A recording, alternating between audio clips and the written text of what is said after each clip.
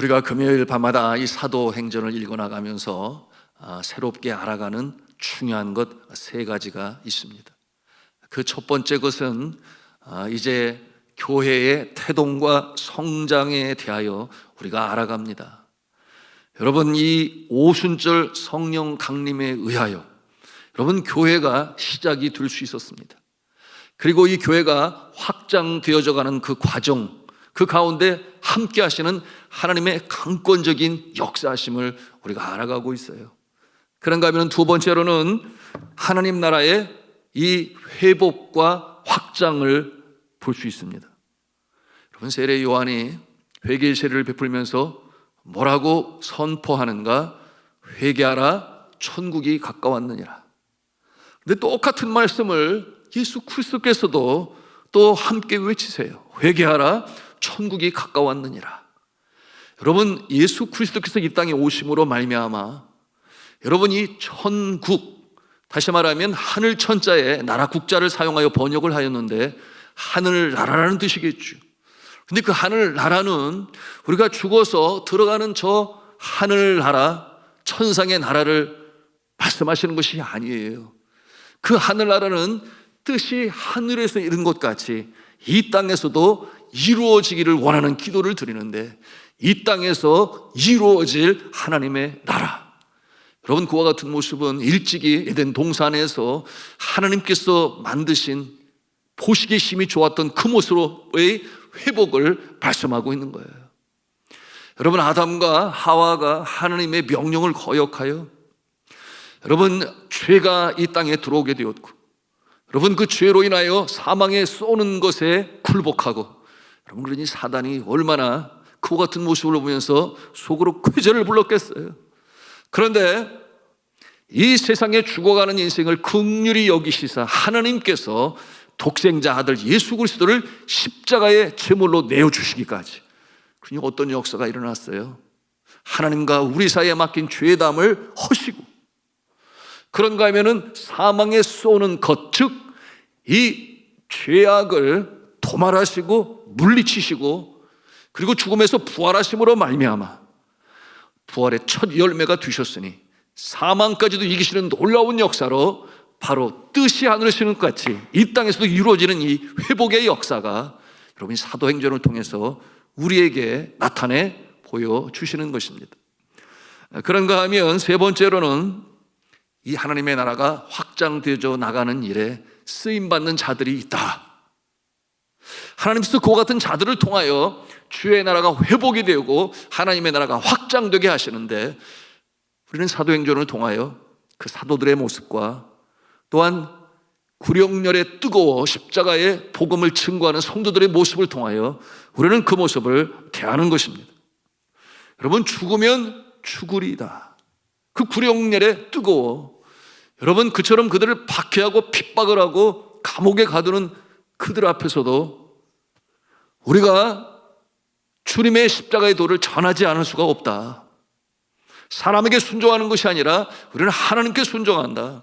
이와 같은 모습으로 주의 복음을 전하는 자들이 있으니, 여러분 그럴 때에 어떠한 역사가 나타납니까? 성령께서 도우시잖아요. 그러므로 사도행전을 또 다른 말로 성령행전이라. 왜냐하면 그 주어가 항상 성령님이라고 그랬어요.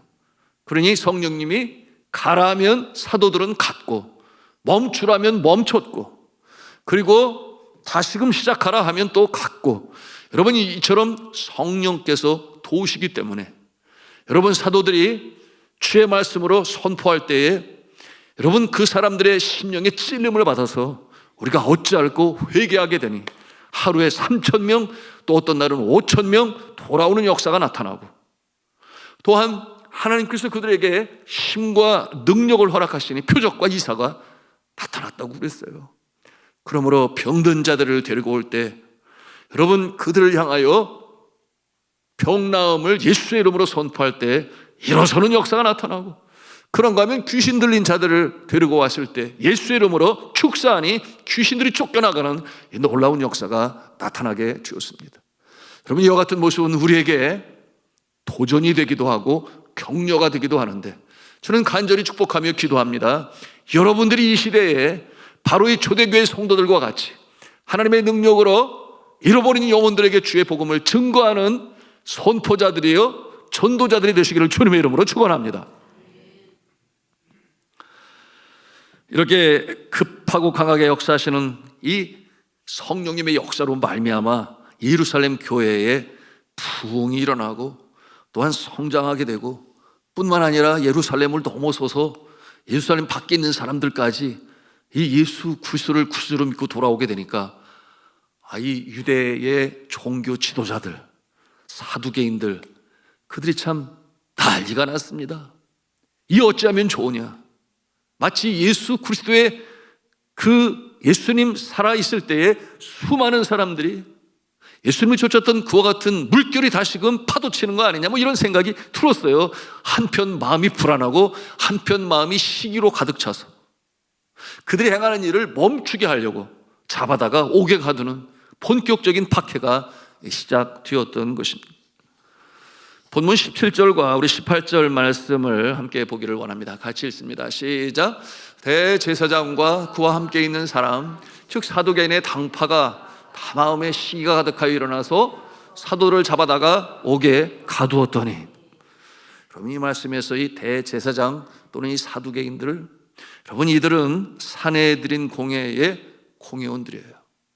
이제 그들에게는 권력이 있어요. 로마의 섭정 아래서 인정받은 행정부요, 사법부요, 종교적 이 지도력을 가지고 있는, 그야말로 무소불위의 권세를 가지고 있는 행정기관입니다. 이 사도들의 능력 많은 설교로 인하여 많은 사람들이 그들의 지시와 그들의 인도를 따르다가 돌이켜서, 여러분 예수를 믿는 무리가 되니 그 마음에 염려하는 거예요. 또한 그 수가 급증하게 되니 예루살렘 밖에 있는 자들까지도 이렇게 이 새로운 이 복음에 그들이 마음을 열고 쫓게 되니까 당황했어요. 그러니 그들이 가지고 있는 권한을 아주 신속히 발동시킨 것입니다. 즉시 사도를 체포하여 투옥을 하고 그 다음날 이 공회를 통하여 심판 판결을 내리고자 했습니다. 이유는 앞서 말씀을 드린 대로예요. 그처럼 사람들이 점차로 많은 사람들이 확산되어져 나가니 그들이 불안했던 것이죠. 여러분 이 대제사장은 그 신분적으로 태생을 보면 여러분 사두개파 사람 중에서 대제사장이 선발됩니다. 사두개파는 이 유대교의 이 제사 이 직을 관장하고 있었습니다.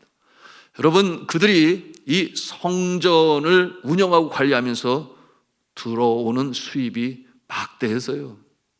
그리고 성전 이 제사를 드릴 수 있도록 이 로마의 관원들과 결탁을 했습니다. 여러분 그것이 예수님 당시에 이 성전의 모습이었어요. 그러니 예수님이 그와 같은 모습을 볼 때 만민이 기도하는 집이라 일컬었거늘 너희들이 강도의 구렬로 만들었도다. 여러분 그렇게 예수님께서 책망하십니다. 여러분 그처럼 이 성전 안에 매점을 두고 그리고 환전소를 두어서 막대한 이익을 착복하고, 그런가 하면 성전에 들어와 제사를 드리고 또한 제사장으로부터 복을 받기를 원하는 자들, 그들이 성전세를 냅니다. 그런가 하면 11조를 드립니다. 이 모든 것을 이 사두개인들이 관리를 했습니다. 그런데 이 사도들에 의해서 새롭게 시작되어지는 이 하나의 신앙적 단체 또는 집단, 그들로 인하여 그들이 그처럼 귀하게 여기고 지키기를 바라는 이 성전 제사 제도가 무너지는 것은 아닌가, 혹여나 수입은 줄어드는 것은 아닌가, 이와 같은 생각으로 인하여 자신의 이 기득권, 이익을 놓지 않고자 이처럼 핍박을 하고 박해를 가하여 복음이 확산되는 것을 막으려고 했던 그 모습이었던 것입니다. 저는 이와 같은 모습을 선교지에서도 볼 수 있었어요. 네팔은 힌두교 왕국으로 그 나라의 왕은 힌두교의 3대 신, 그 중에 하나인 비슈누의 화신이다 그렇게 여겼어요.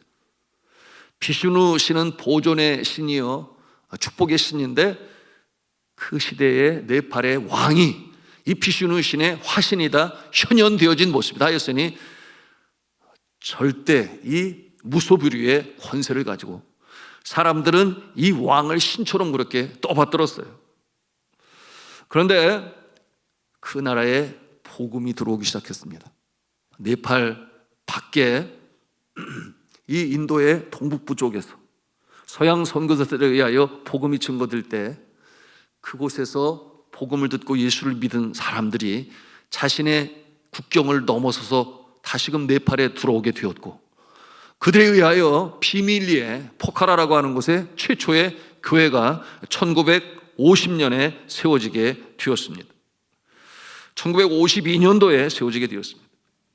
그런데 예수를 믿게 된 사람들이 대부분이 천민 계급의 사람들이었어요. 가난하고 배우지 못한 사람들이었죠. 그들은 자신들이 운명적으로 천민으로 태어났고, 그리고 다른 상위 계급의 사람들로부터 천시당하고 무시당해도 그것이 운명인 줄 알았습니다. 왜냐하면 그들이 믿고 있는 것이 윤회설이에요.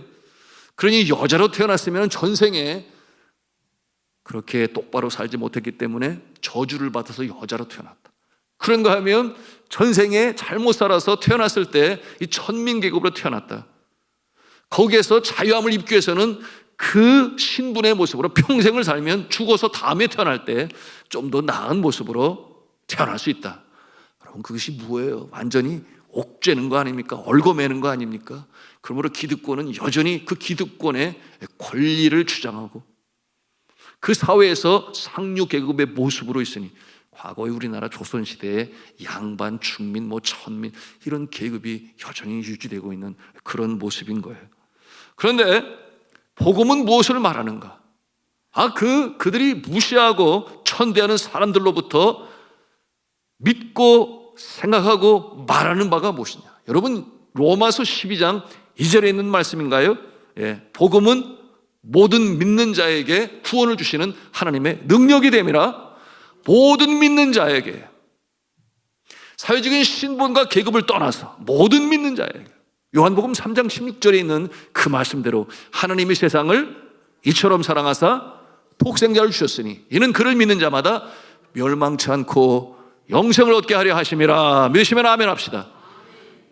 누구든지, 그러니 귀족이든 양반이든 중민이든 천민이든 사회적 카스트의 신분과 상관이 없이 우리도 구원받은 존재로, 우리도 저 하늘나라에 영생이 보장되어 있다. 이것이 그 사람들에게는 정말 활력소가 되었고 생명력이 되었어요.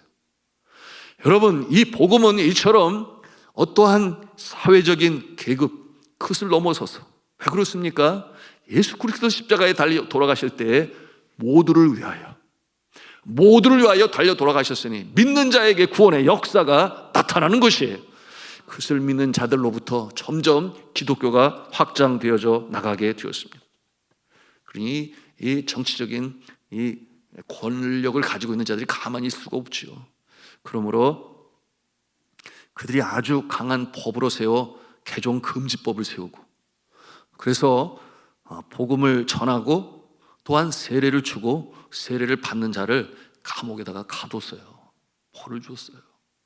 왜냐하면 그와 같은 생각을 가지고 있다가는 사회의 근간이 카스트 제도를 무너뜨릴 것이다.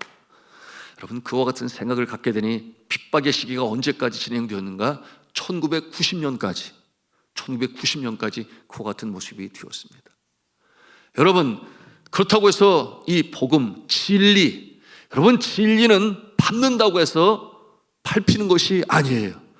진리는 죽지 아니하고 영원히 살아 역사하는 줄로 믿으시길 바랍니다. 그러니 이 복음이 그 땅에서 계속적으로 확산되어져 나갑니다. 심지어는 하나님께서 어떤 일을 벌이시는가?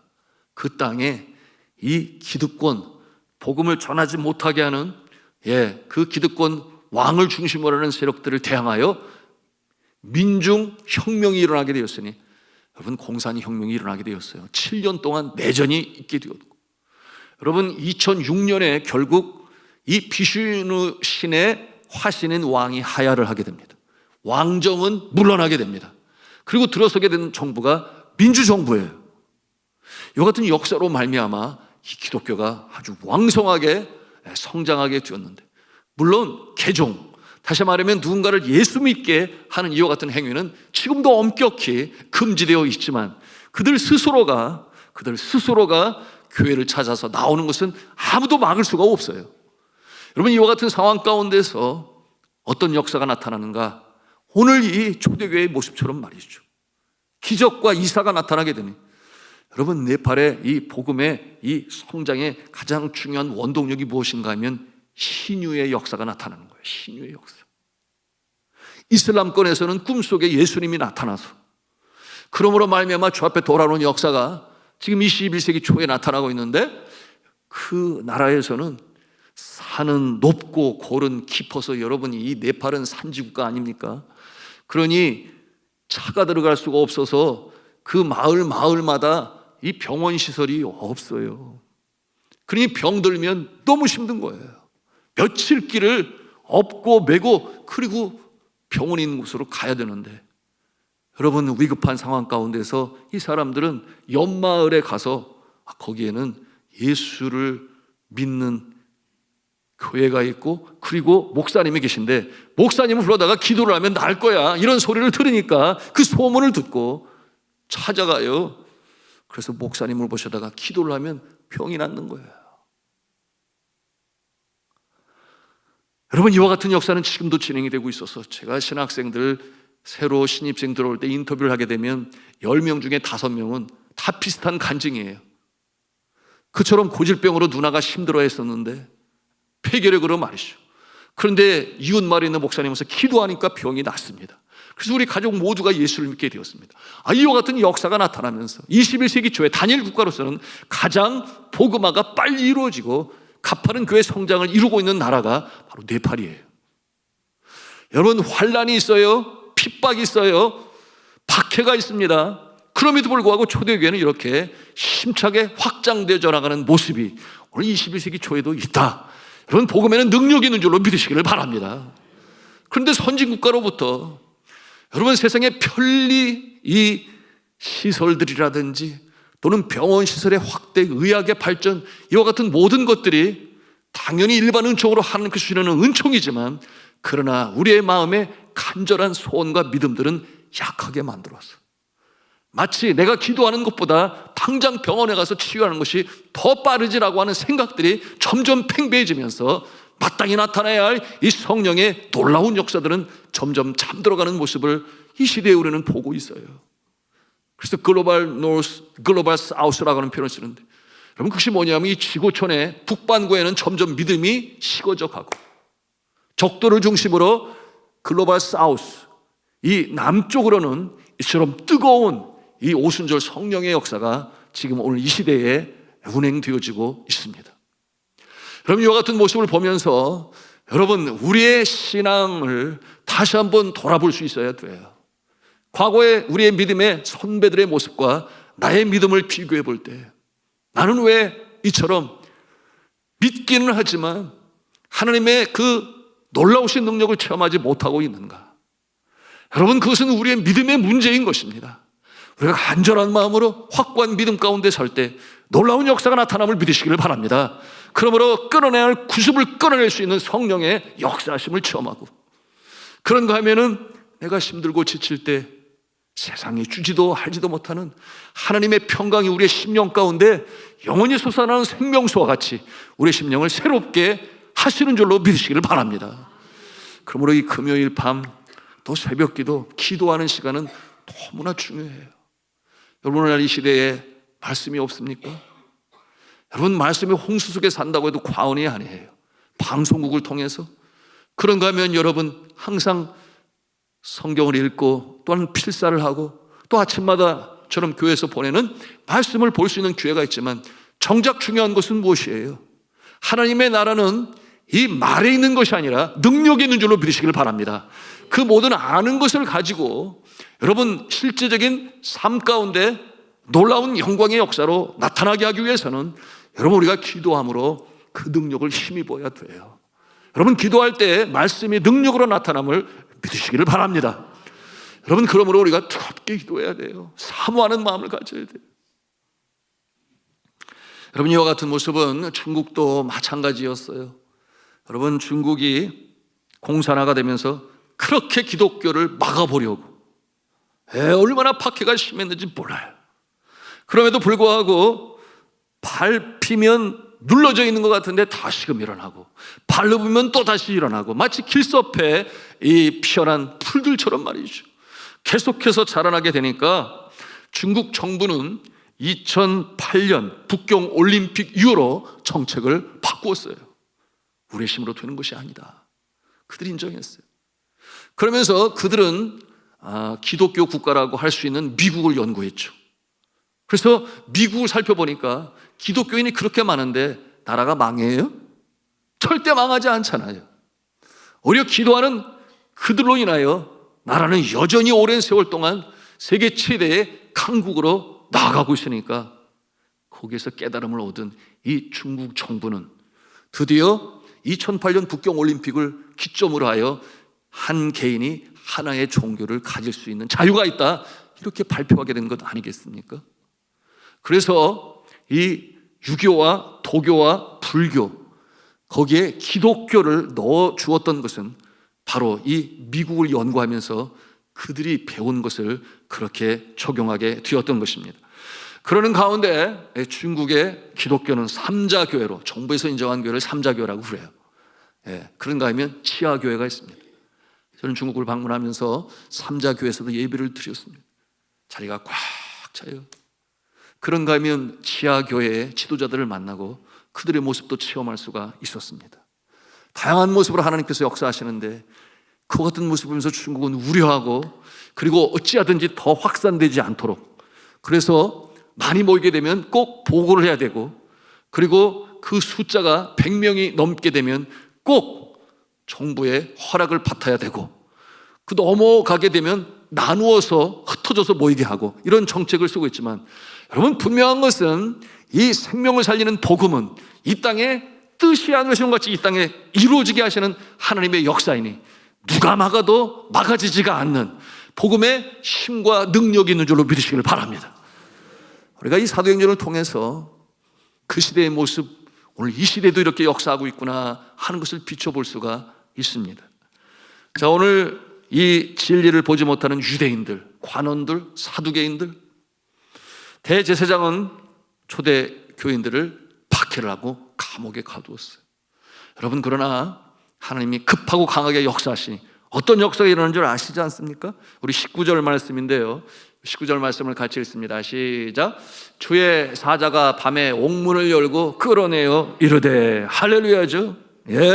사도들이 투옥제자 하나님께서 천사들을 보내셨어. 이 놀라운 역사를 일으키셨습니다. 이 사도들을 끌어내셨죠. 그러므로 승천하시기 전에 예수 그리스도께서 약속의 말씀으로 주셨죠.